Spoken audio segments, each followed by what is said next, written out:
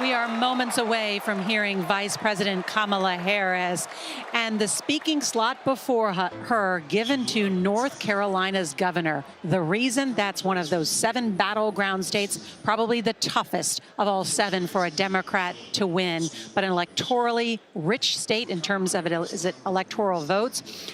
And you heard the governor there shouting out all of those important states that the Democrats need for victory. Do you think that was on purpose, Nora?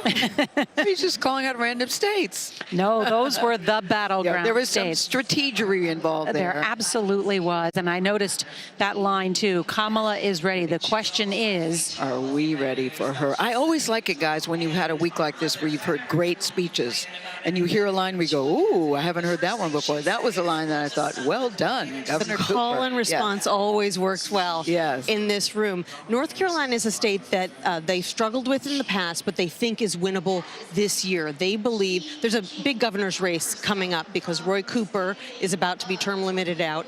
There is a Republican candidate, Mark Robinson, who they believe is weak. He's very far right. He said some really controversial things that they don't think will play well in North Carolina. Abortion is a big issue there, so they think that North Carolina's on the table. That's one reason that Roy Cooper got that plum speaking spot tonight. The other reason is he goes way back with Kamala Harris. They were both state attorneys general. They have worked together for years. She has visited North Carolina again and again throughout her vice presidency. I think it's the 16th or 17th time that she's gone to North Carolina to visit him, and he was on the short list for vice president. But then he pulled out, didn't he? Didn't he remove himself from consideration? He pulled out, and he said that he needed to stay in North Carolina because this controversial lieutenant governor, who we were just talking about, he thought that he would, try to take over when he was out of the state. And North Carolina has that rule when he's out of the state that he actually, I believe, power shifts to the lieutenant governor. So it wasn't just.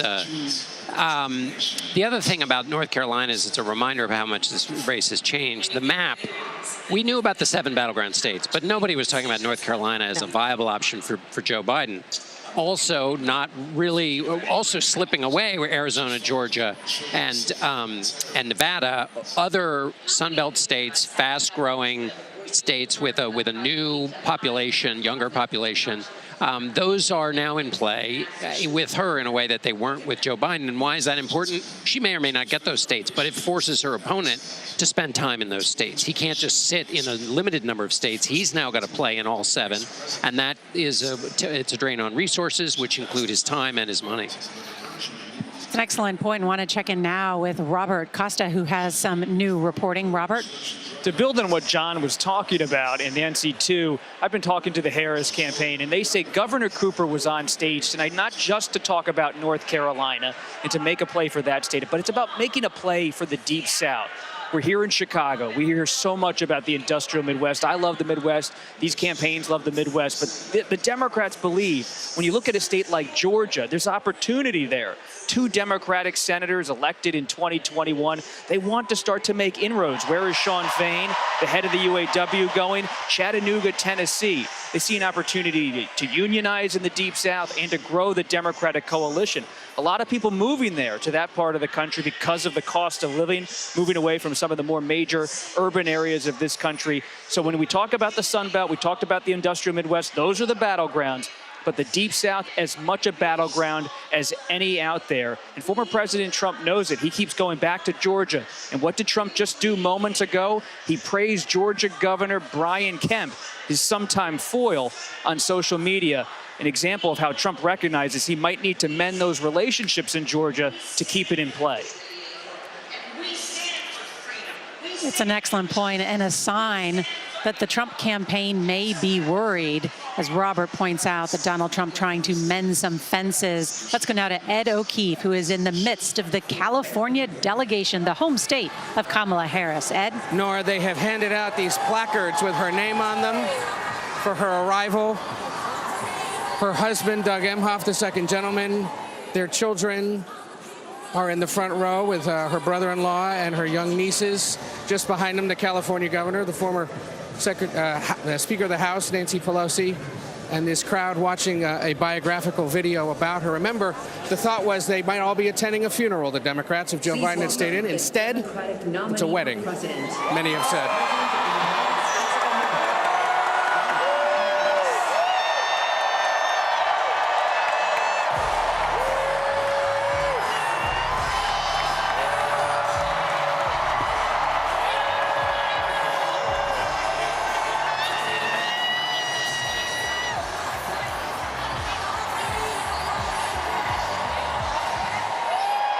And there she is,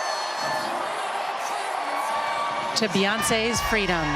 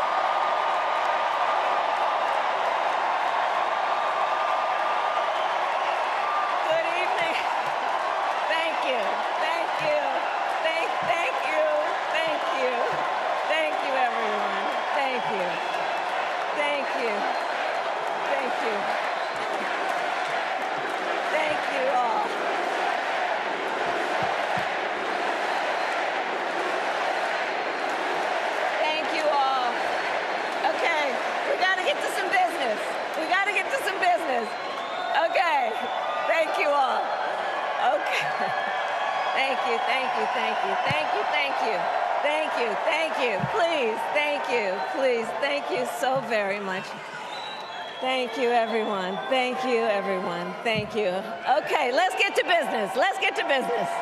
All right. So let me start by thanking my most incredible husband, Doug, for being an incredible partner to me, an incredible father to Cole and Ella, and happy anniversary, Dougie. I love you so very much. To our President Joe Biden, when I think about the path that we have traveled together, Joe, I am filled with gratitude. Your record is extraordinary, as history will show, and your character is inspiring. And Doug and I love you and Jill and are forever thankful to you both.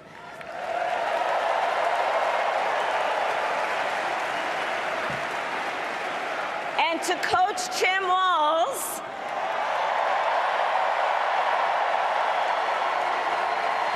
you are going to be an incredible vice president. And to the delegates and everyone who has put your faith in our campaign, your support is humbling. So, America, the path that led me here in recent weeks was no doubt unexpected. But I'm no stranger to unlikely journeys. So, my mother, our mother, Kamala Harris, had one of her own. And I miss her every day, and especially right now. And I know she's looking down, smiling. I know that. So my mother was 19 when she crossed the world alone, traveling from India to California with an unshakable dream to be the scientist who would cure breast cancer. When she finished school, she was supposed to return home to a traditional arranged marriage. But as fate would have it, she met my father, Donald Harris, a student from Jamaica. They fell in love and got married, and that act of self-determination made my sister Maya and me. Growing up, we moved a lot. I will always remember that big Mayflower truck packed with all our belongings, ready to go to Illinois, to Wisconsin, and wherever our parents' jobs took us. My early memories of our parents together are very joyful ones. A home filled with laughter and music, Aretha, Coltrane, and Miles. At the park, my mother would say, "Stay close." But my father would say, as he smiled, "Run, Kamala, run. Don't be afraid. Don't let anything stop you."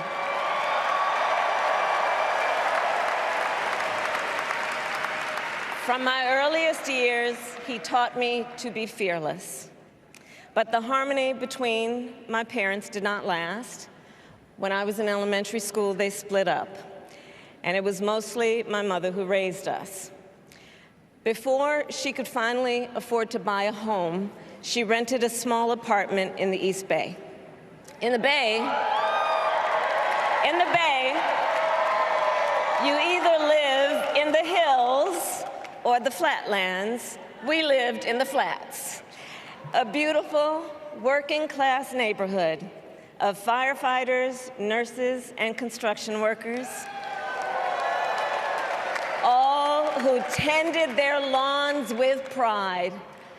My mother, she worked long hours, and like many working parents, she leaned on a trusted circle to help raise us. Mrs. Shelton, who ran the daycare below us and became a second mother. Uncle Sherman, Aunt Mary, Uncle Freddie, Auntie Chris. None of them family by blood, and all of them family by love.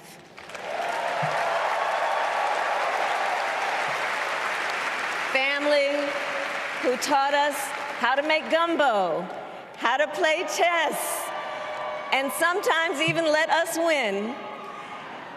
Family who loved us, believed in us, and told us we could be anything and do anything. They instilled in us the values they personified: community, faith, and the importance of treating others as you would want to be treated, with kindness, respect, and compassion. My mother was a brilliant, 5-foot-tall, brown woman with an accent. And as the eldest child, I saw how the world would sometimes treat her. But my mother never lost her cool. She was tough, courageous, a trailblazer in the fight for women's health, and she taught Maya and me a lesson that Michelle mentioned the other night. She taught us to never complain about injustice, but do something about it. Do something about it. That was my mother. And she taught us, and she also taught us, and never do anything half-assed. And that is a direct quote. A direct quote. I grew up immersed in the ideals of the civil rights movement. My parents had met at a civil rights gathering, and they made sure that we learned about civil rights leaders, including the lawyers like Thurgood Marshall and Constance Baker Motley, those who battled in the courtroom to make real the promise of America. So at a young age, I decided I wanted to do that work. I wanted to be a lawyer. And when it came time to choose the type of law I would pursue, I reflected on a pivotal moment in my life. You see, when I was in high school, I started to notice something about my best friend, Wanda. She was sad at school, and there were times she didn't want to go home. So one day I asked if everything was all right, and she confided in me that she was being sexually abused by her stepfather. And I immediately told her she had to come stay with us, and she did. This is one of the reasons I became a prosecutor, to protect people like Wanda, because I believe everyone has a right to safety, to dignity, and to justice.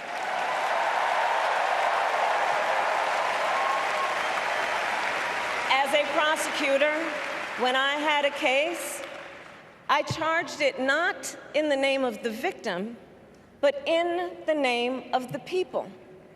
For a simple reason. In our system of justice, a harm against any one of us is a harm against all of us.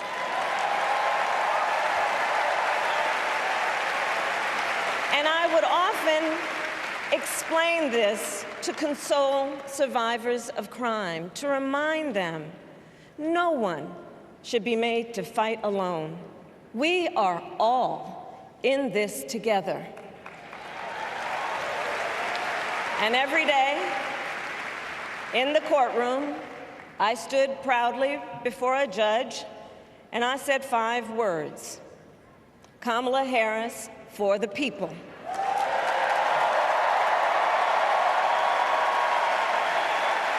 And to be clear, my entire career, I've only had one client, the people.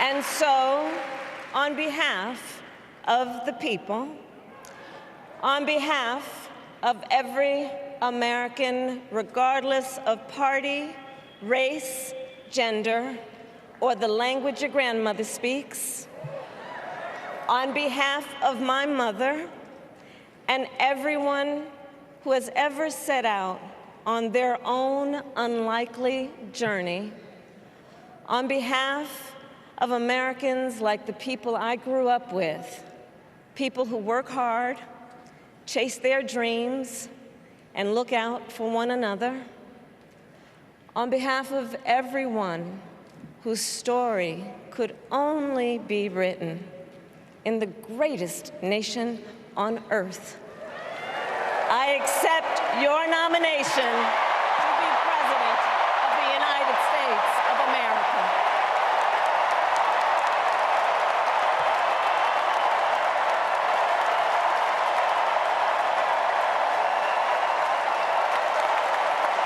And with this election,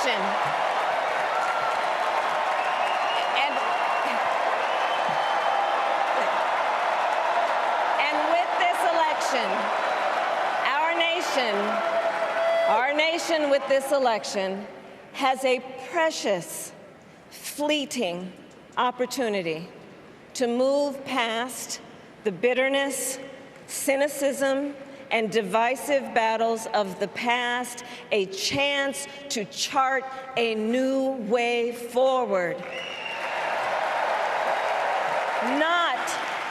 Not as members of any one party or faction, but as Americans. And let me say, I know there are people of various political views watching tonight, and I want you to know, I promise to be a president for all Americans. You can always trust me to put country above party and self, to hold sacred America's fundamental principles, from the rule of law to free and fair elections to the peaceful transfer of power.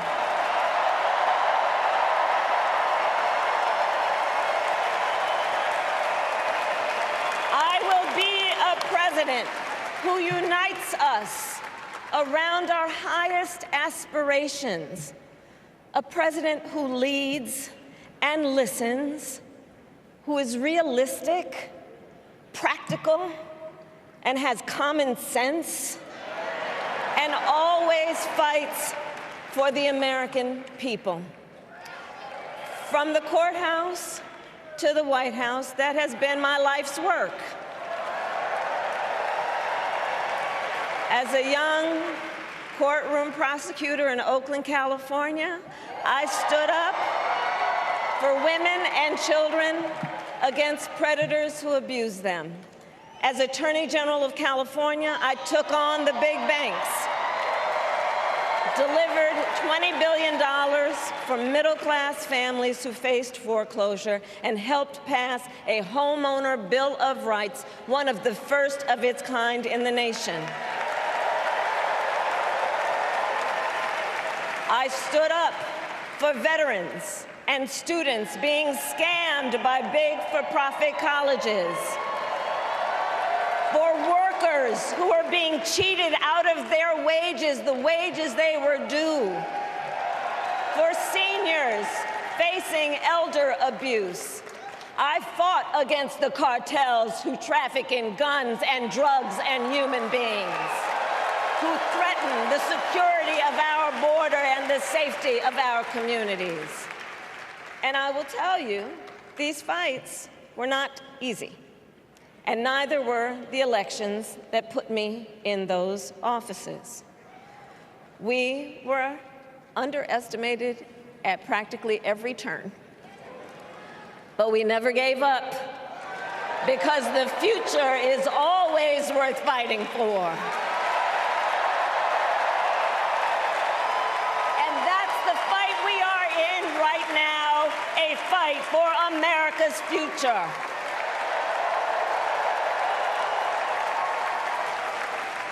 Fellow Americans, this election is not only the most important of our lives, it is one of the most important in the life of our nation. In many ways, Donald Trump is an unserious man. But the consequences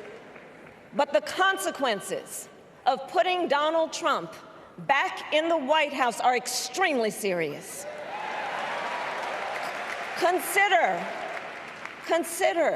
not only the chaos and calamity when he was in office, but also the gravity of what has happened since he lost the last election. Donald Trump tried to throw away your votes. When he failed, he sent an armed mob to the United States Capitol, where they assaulted law enforcement officers. When politicians in his own party begged him to call off the mob and send help, he did the opposite. He fanned the flames. And now, for an entirely different set of crimes, he was found guilty of fraud by a jury of everyday Americans, and separately found liable for committing sexual abuse. And consider what he intends to do if we give him power again. Consider his explicit intent to set free violent extremists who assaulted those law enforcement officers at the Capitol. His explicit intent to jail journalists, political opponents, and anyone he sees as the enemy. His explicit intent to deploy our active duty military against our own citizens. Consider the power he will have, especially after the United States Supreme Court just ruled that he would be immune from criminal prosecution. Just imagine Donald Trump with no guardrails. and how he would use the immense powers of the presidency of the United States, not to improve your life, not to strengthen our national security, but to serve the only client he has ever had, himself.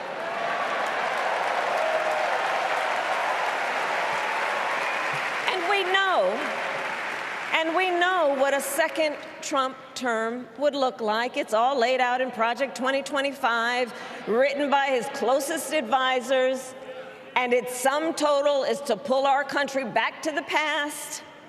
But America, we are not going back. We are not going back. We are not going back. We are not going back to when Donald Trump tried to cut Social Security and Medicare. We are not going back to when he tried to get rid of the Affordable Care Act, when insurance companies could deny people with pre-existing conditions. We are not going to let him eliminate the Department of Education that funds our public schools. We are not going to let him end programs like Head Start that provide preschool and child care for our children. America, we are not going back.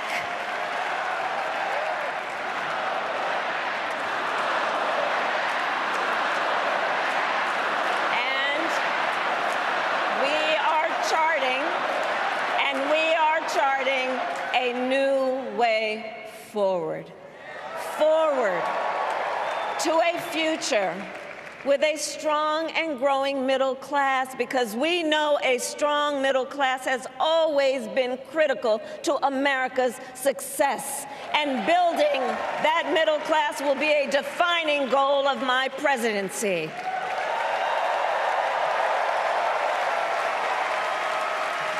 And I'll tell you, this is personal for me. The middle class is where I come from. My mother kept a strict budget. We lived within our means, yet we wanted for little. And she expected us to make the most of the opportunities that were available to us and to be grateful for them. Because, as she taught us, opportunity is not available to everyone. That's why we will create what I call an opportunity economy where everyone has the chance to compete and a chance to succeed. Whether you live in a rural area, small town, or big city. And as president, I will bring together labor and workers and small business owners and entrepreneurs and American companies to create jobs, to grow our economy, and to lower the cost of everyday needs like health care and housing and groceries. We will provide access to capital for small business owners and entrepreneurs and founders. And we will end America's housing shortage and protect Social Security and Medicare. Now compare that to Donald Trump, because I think everyone here knows he doesn't actually fight for the middle class. He doesn't actually fight for the middle class. Instead, he fights for himself and his billionaire friends. And he will give them another round of tax breaks that will add up to $5 trillion to the national debt. And all the while, he intends to enact what in effect is a national sales tax, call it a Trump tax, that would raise prices on middle-class families by almost $4,000 a year. Well, instead of a Trump tax hike, we will pass a middle-class tax cut that will benefit more than 100 million Americans.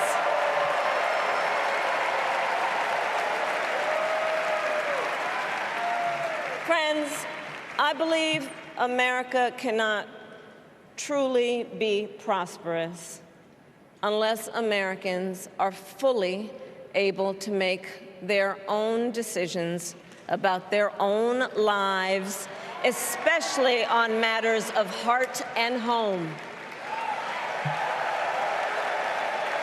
But tonight, in America, too many women are not able to make those decisions. And let's be clear about how we got here. Donald Trump handpicked members of the United States Supreme Court to take away reproductive freedom. And now he brags about it. In his words, quote, "I did it and I'm proud to have done it," end quote. Well, I'll tell you, over the past 2 years, I've traveled across our country, and women have told me their stories. Husbands and fathers have shared theirs. Stories of women miscarrying in a parking lot, developing sepsis, losing the ability to ever again have children, all because doctors are afraid they may go to jail for caring for their patients. Couples just trying to grow their family, cut off in the middle of IVF treatments. Children who have survived sexual assault, potentially being forced to carry a pregnancy to term. This is what's happening in our country because of Donald Trump. And understand, he is not done. As a part of his agenda, he and his allies would limit access to birth control, ban medication abortion, and enact a nationwide abortion ban with or without Congress. And get this, he plans to create a national anti-abortion coordinator and force states to report on women's miscarriages and abortions. Simply put, they are out of their minds.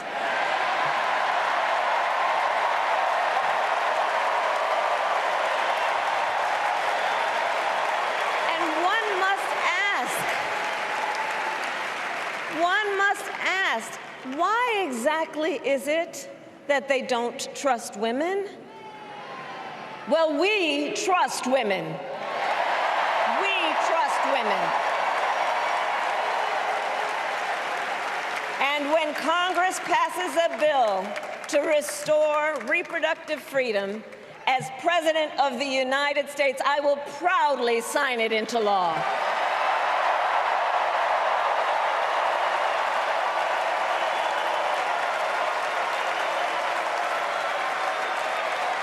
In this election, many other fundamental freedoms are at stake.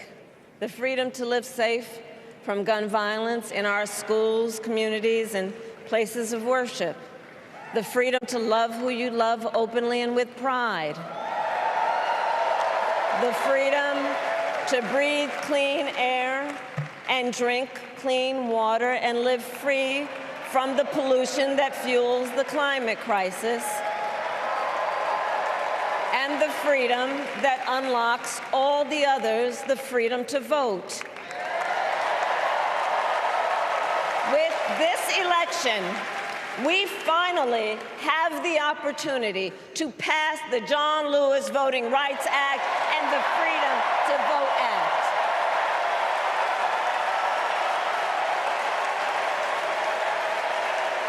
And let me be clear. After decades in law enforcement, I know the importance of safety and security, especially at our border.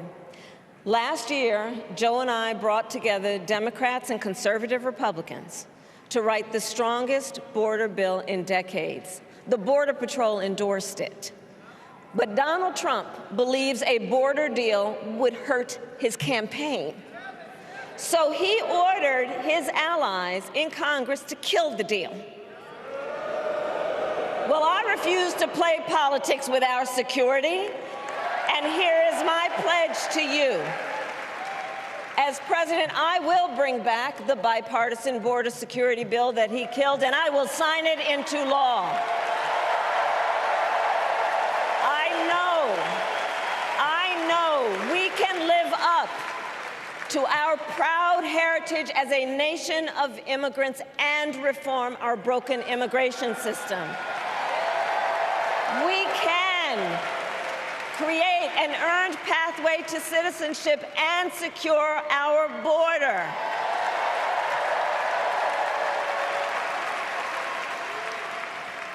And America, we must also be steadfast in advancing our security and values abroad.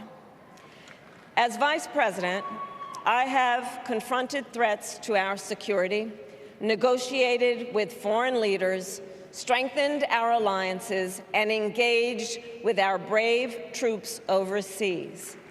As Commander-in-Chief, I will ensure America always has the strongest, most lethal fighting force in the world,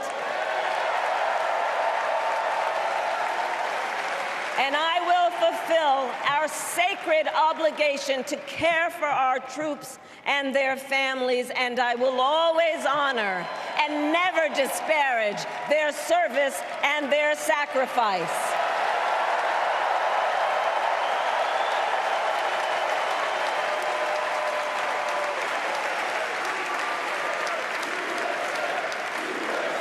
I will make sure that we lead the world into the future on space and artificial intelligence, that America, not China, wins the competition for the 21st century, and that we strengthen, not abdicate, our global leadership. Trump, on the other hand, threatened to abandon NATO. He encouraged Putin to invade our allies, said Russia could, quote, do whatever the hell they want. 5 days before Russia attacked Ukraine, I met with President Zelensky to warn him about Russia's plan to invade. I helped mobilize a global response, over 50 countries, to defend against Putin's aggression. As president, I will stand strong with Ukraine and our NATO allies.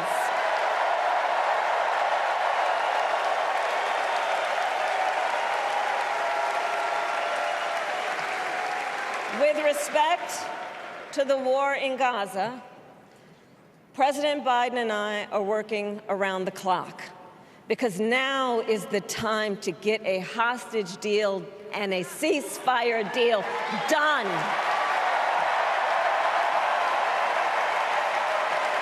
And let me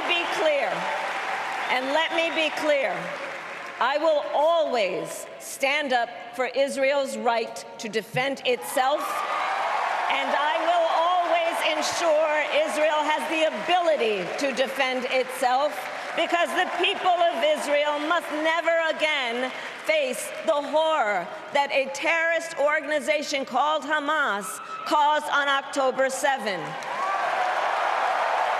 including unspeakable sexual violence and the massacre of young people at a music festival. At the same time, what has happened in Gaza over the past 10 months is devastating. So many innocent lives lost. Desperate, hungry people fleeing for safety over and over again. The scale of suffering is heartbreaking. President Biden and I are working to end this war such that Israel is secure, the hostages are released, the suffering in Gaza ends, and the Palestinian people can realize their right to dignity, security, freedom, and self-determination.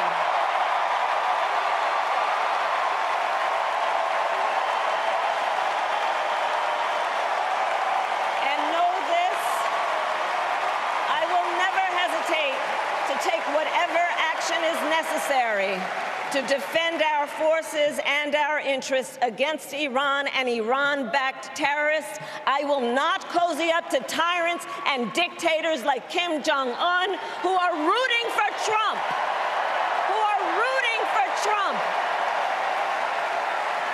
Because, you know, they know he is easy to manipulate with flattery and favors. They know Trump won't hold autocrats accountable because he wants to be an autocrat himself.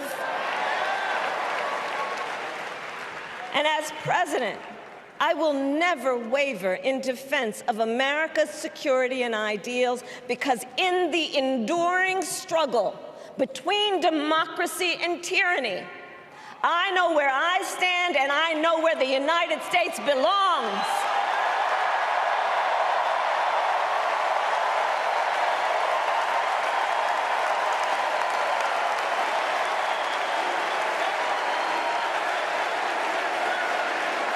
So fellow Americans,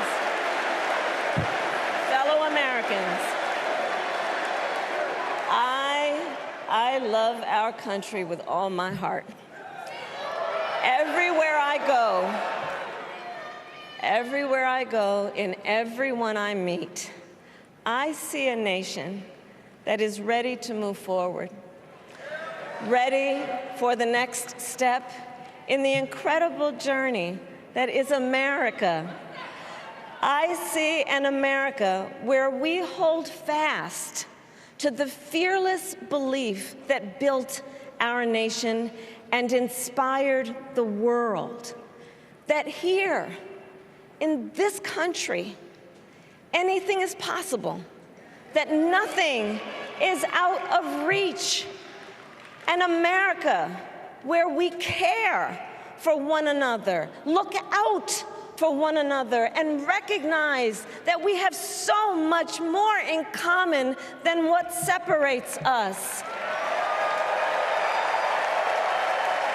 That none of us has to fail for all of us to succeed. And that in unity there is strength. You know, our opponents in this race are out there every day denigrating America, talking about how terrible everything is. Well, my mother had another lesson she used to teach.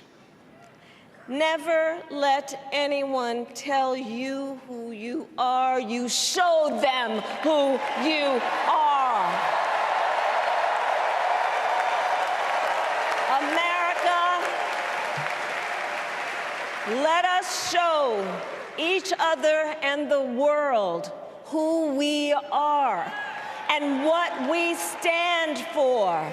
Freedom, opportunity, compassion, dignity, fairness, and endless possibilities.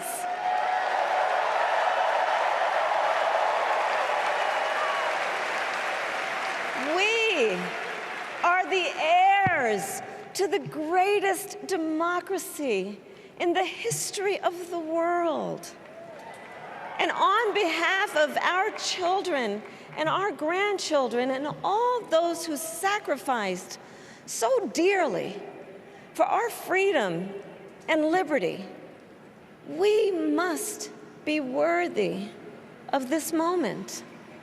It is now our turn to do what generations before us have done, guided by optimism and faith, to fight for this country we love, to fight for the ideals we cherish, and to uphold the awesome responsibility that comes with the greatest privilege on earth, the privilege and pride of being an American.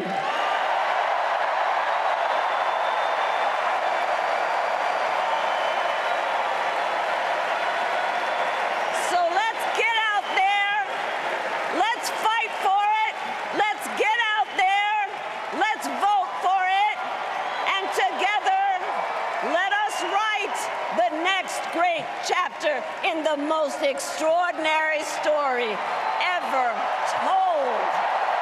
Thank you. God bless you, and may God bless the United States of America. Thank you all.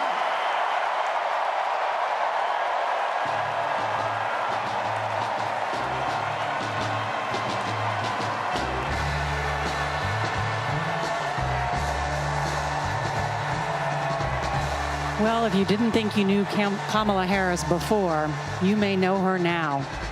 This was a powerful, strong speech. It started off about biography, an extraordinary journey that her mother at the age of 19 crossed an ocean by herself, in a story that can only happen in America, as she said. But the back half of this speech was tough. I also thought to start, what a amazing, hell of an anniversary. It's her 10th wedding anniversary that she started paying tribute to her husband. There he is on stage with her. You know, I thought we really, Nora, got a sense of her, but I thought she went much further than I thought she was going to do. She touched on nearly every hot button issue. Absolutely. And took it straight on. She was very, very strident, very adamant about where she stands. Well, first of all, this is the cleanest, biggest audience she will have, because there will be a debate, but that'll be chopped up, and this was her most direct moment to deliver. And what she delivered was not just her record and not just a very strong indictment of Donald Trump and her positions, but a definition of America, and an America out of which she grew. An America, a middle-class America surrounded by nurses, firefighters, a blended family. One of the best lines, just as a matter of just rhetoric, none of the family bound by blood, but all of them bound by love, a family bound by love. She defined the America she came out of, and then is basically prosecuting the case to defend that America. When she said, too, guys, we must be worthy of this moment, people were wondering, is she going to meet this moment? I think she did. You know, I think for many people, you've seen Kamala in a different light, the way she walks, the way she talks, and she seems very, very secure and very confident in what she believes and what she's going to do. And here come the balloons. There are 100,000 of them, we're told. And the campaign said beforehand that one of her main goals was to create a contrast between herself and Donald Trump. And boy, did she go there. Among the most memorable lines in this speech, he wants to be an autocrat. She said that autocrats know that he is easy to manipulate with flattery and favors. And she asked, why exactly is it that they don't trust women? No, and then she said, well, we trust women. Yes. She went there. I can't remember hearing a major party candidate or a president of the United States talk about access to birth control, medication abortion, sepsis that women face, women's health, children's health care, all of that. When she talked about and accused the Trump administration of trying to issue a nationwide abortion ban and more, she said, simply put, they are out of their minds. I use the word tough because Governor Walz says they're weird. Yeah. Kamala Harris said today they're out of their minds. And the way she delivered that line, too, Nora, was also very deliberate. She said, imagine a Donald Trump with no guardrails. Donald Trump, she said, is an unserious man, but the consequences of putting back in office is extremely serious. She went there, too, Nancy, as you said, when she took on Donald Trump directly, too. Right, and I think women often have a higher bar to cross, particularly when it comes to looking tough, when it comes to national security. And on that point, she said, I have negotiated with foreign leaders. I have interacted with our troops, and I will never waver in my support of the United States. Yeah, you could have, the foreign policy portion of the speech, you could have just, that could have been John McCain in 2008. And so there was, that was consistent with all of what we saw before. But the idea of her story could only happen in America, and her argument is, and unless we defend it, that America will go away. That is a call to be inspired by her story, but it also contains that other part, which is the peril. Let's check in with Tony DeCopel, who is on the convention floor. Tony? Nora, I am on the convention floor, but that floor is now covered up to my waist in balloons. I think the confetti's in the air, the big balloons are flying, and the 2024 Democratic National Convention is definitely in the books, and people are loving it down here. Chuck Schumer, was he dancing, was he prancing? I just saw him go by.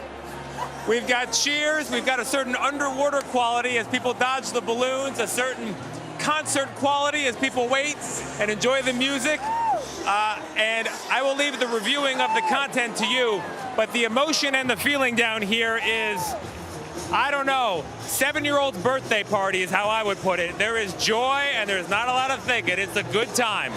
All right, let's check in now with Ed O'Keefe. Ed? Nora, there was no Beyonce, no Taylor Swift, but 100,000 balloons are falling from the ceiling. The Democrats went out of their way to make very clear, red, white, blue, no gold balloons. You remember at the Republican convention, Donald Trump asked for gold. None of those here tonight.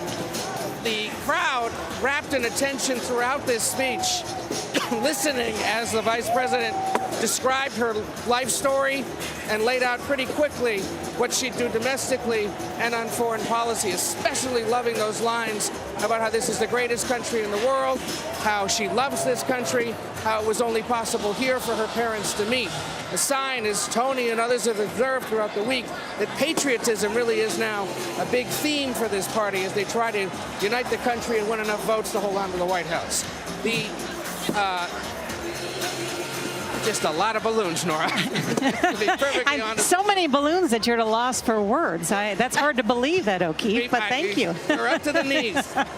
Well, you made an excellent point. I had forgotten about the gold balloons at the Republican National Convention, but patriotism, a strong theme all of this week with the flags, with the big signs that said USA. You would think you could be at the Olympics almost, the patriotism that was displayed here all this week. Nancy? And you think that Ed's joking about the gold balloon thing, but actually no, we got an email from the campaign that says point blank, there are no gold balloons in the Democratic National Convention balloon drop, just red, white, and blue. Obviously, Donald Trump, a big fan of gold. Trump Tower covered in gold. There have always been jokes about the gold toilet in the bathroom at Trump Tower.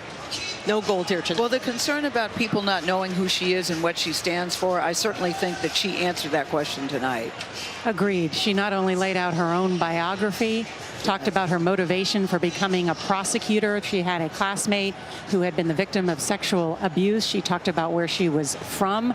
And then, Nora, think about, let's stop there for a second about the classmate who was a victim of sexual abuse. Back then, it was unheard of to even discuss. Most of us didn't even know that such a thing was possible. So for her at that young age to be exposed to that and say to her friend, you can come with me, and that influenced her decision to later be a prosecutor, I think is extremely powerful. She also, in talking about January 6th, she also reminded people that she's a member of law enforcement as a prosecutor, which I thought was an interesting way to contextualize. She was always be concerned, she said, about the safety and security of the United States. And one tiny little thing, Donald Trump's argument is make America great again. This speech said America's already great.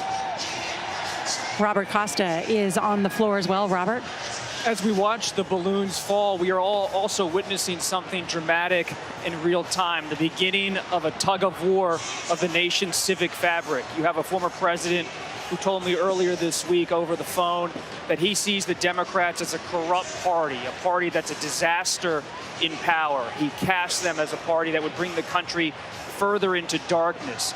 Here at this convention, you had a nominee introducing herself to the country, but also warning the country that in her view, Donald Trump is a threat fundamentally to American democracy. This is not a red versus blue ideological battle. This is not a typical campaign. This is a new chapter, as she said, in the American story. But we're looking ahead to something that could be tumultuous for the country as it deals with two parties truly pulling at the definition of what it means to be an American. Robert Costa, thank you. And history made here tonight in Chicago. Vice President Kamala Harris is now the first Black and South Asian woman to officially be the presidential nominee for a major political party in the United States. Just take that in. We just witnessed that. Election Day is in 75 days, and the campaign sprint officially begins now, and we will cover it every step of the way. And that is the close of this year's Democratic National Convention. A big thank you to our correspondents, analysts, and contributors and crew. And for all of us here at CBS News, thank you for joining us. I'm Nora O'Donnell. Good night.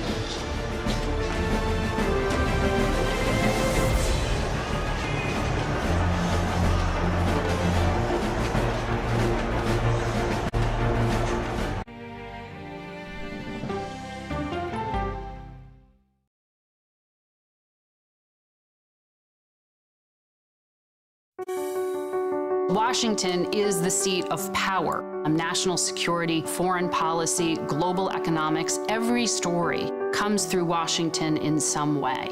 We bring some of the most powerful voices in America to the table. We don't